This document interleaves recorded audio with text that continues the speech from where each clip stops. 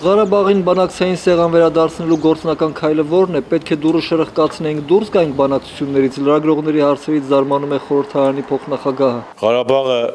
բանակցային կողմի պարզապես ամբողջությամբ ներգրավված չի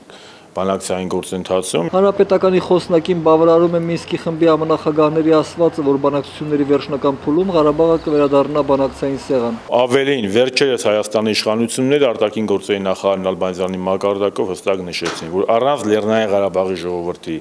առանց Լեռնային Ղարաբաղի իշխանությունների անհնար է որևէ պայմանագրի ստորագրում։ Հայաստանին մնում է եվրոպական տարբեր հարթակներում ներկայացնել Ադրբեջանի ահաբեկչական բնույթը, ասում է խորհրդարանի փոխնախագահը։ Ադրբեջանը ահաբեկչական պետություն է,